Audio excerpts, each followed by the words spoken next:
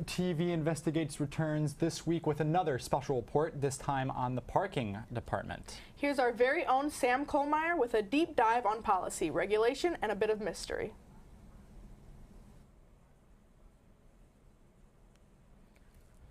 It's no secret that the parking office exists, but you'll never hear about it until you need to purchase a parking pass or you break the rules. Bradley University is landlocked, which means that parking on campus is tightly enforced and highly regulated. Students, faculty, and even visitors are all held at the exact same standard for knowing, remembering, and living by the hefty catalog of parking rules that tolerates no room for gray area or forgiveness. The rules here are black and white. Of course, for those that follow the rules, there aren't any consequences, but for those that don't, there's a fine each and every single time. $15 for most parking infractions doesn't sound like that much, but for a college student without a job, it can be significant. Now, other universities traditionally have higher ticket fees. Bradley's actually on the lower end of the spectrum, but Bradley's also had this fee for about 15 years, and guess what? No one at the university knows why or how that number, $15, was ever constructed. It's just been 15 bucks, and it's always been that way. I met with two representatives from the parking department to talk about where this fee came from and why the university's regulations are the way that they are, but neither of them wanted to actually appear on screen. So instead I met with the university's PR representative, Renee Charles. Here she is. Hope everyone doesn't hate me for telling me to follow the rules, but I'm the same way. I understand that sometimes I want to park right in front. It's cold out, I'm wearing heels, or I got a whole bunch of stuff to carry.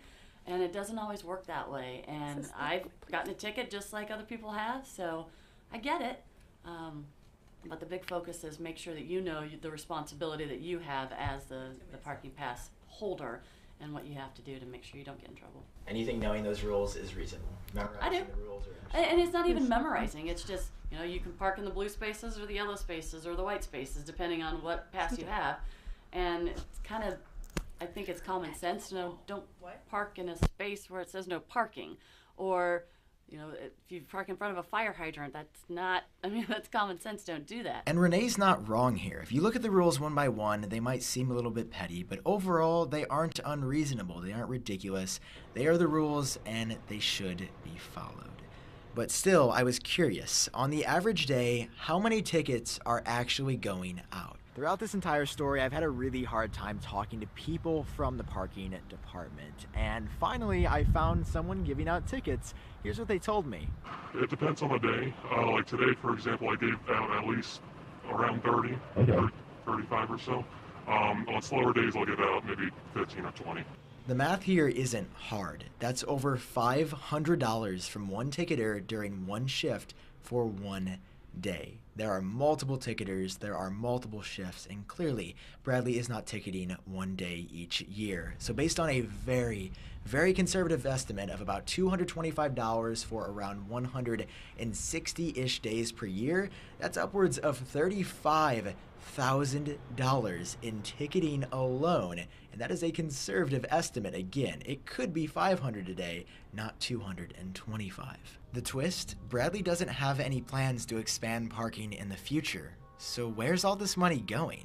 I was told by someone at the parking office that the ticketers actually get paid from the account that the ticket money goes to. Whether or not there's an incentive to ticket more, I'm not entirely sure, but one thing I can say. Bradley parking is here to stay, and they're not going anywhere anytime soon.